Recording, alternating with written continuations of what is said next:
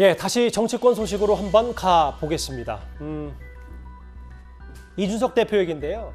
사실 국민의힘이 내부 주도권 투쟁이 격화되고 있는데 어제 윤핵관의 핵심인 장제원 의원이 주최한 한 포럼에는 60명 가까이 참석한 반면 당의 공식 행사에는 40명도 채 되지 않아서 상반된 분위기가 연출이 됐습니다. 화면부터 보겠습니다.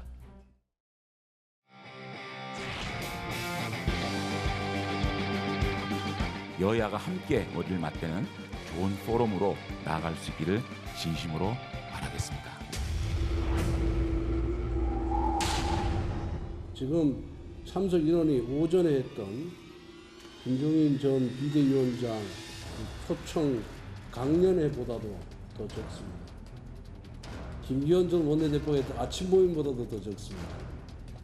이거 오늘 참석자 명단을 전부 작성을 해서 의원님들께 전부 발송해 주시기 바랍니다. 정확하게 명단 작성해서 다 발송하고 의총 참석을 독려해 주시기 바랍니다. 지금 40명도 안 왔습니다. 국민의힘 내부 마치 세대결 느낌도 좀 났었고요. 최진봉 교수님. 예. 장제원 의원이 실세긴 실세다라고 해서 의원총회 정작 40명도 안 왔다. 이걸 두고 권성동 원내대표가 저렇게 좀 뿔이 났었어요. 당연하죠. 왜냐면 누가 봐도 좀 이상하잖아요. 왜냐면 이제 장제원이 갖고 있는 파워랄까요?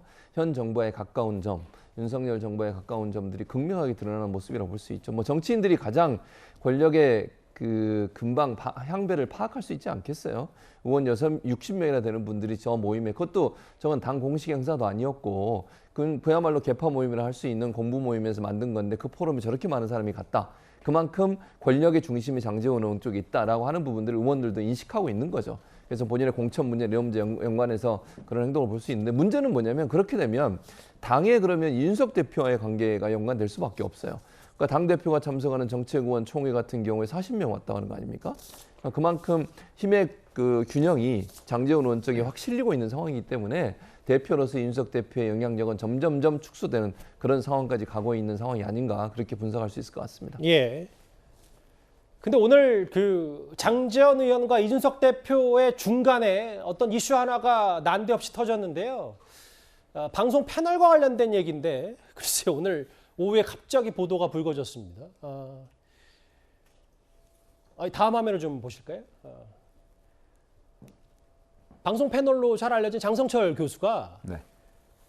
장제원 같은 분이 정권에 위험하다고 생각한다. 본인이 한 방송에 출연해서 비판했다고 해당 방송사에 전화를 했다. 이건 문제 아니냐 했더니 바로 기다렸다는 듯이 이준석 대표가 나는 비판해도 시청자의 몫인데 이걸 문제 있지 않냐 이렇게까지 받아쳤거든요. 어떻게 해석하십니까? 우선 장성철 씨가 얘기한 저 부분은 아직 확인이 안 된 거잖아요. 예. 그건 장제원 의원한테 물어봐야 되고 여기 들어오기 전에 해당 방송사의 입장이 나왔더군요. 예. 특별히 할 말이 없다. 이렇게 돼서 사실관계를 확인해 주지 않았습니다. 그런데 어떤 식의 정말 그게 항의였는지 문의였는지 이런 부분을 한번 확인해야 될 것 같고요.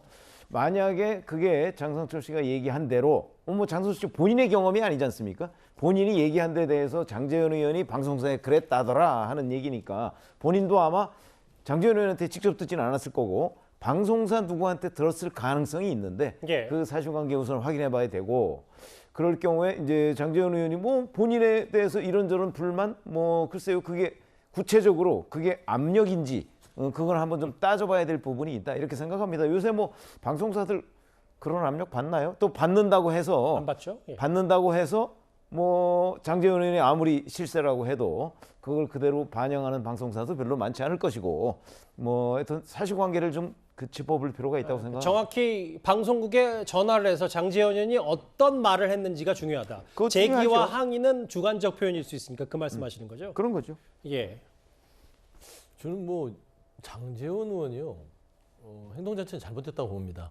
왜냐하면 장성철 교수가 비판을 했으면 본인한테 전화를 해서 이런 비판들에 대해 상의할 수 있고, 장성철 교수도 따지고 보면 같은 국민의힘 옛날 새누리당 쪽에서도 이 보좌진 역할을 했기 때문에 충분히 연락처를 알 수 있는 부분이에요. 근데 왜 방송국에 나와서 비판한 사람은 장성철 교수인데 왜 방송국에 전화를 했을까요? 무슨 불이익을 주려고 했을까요?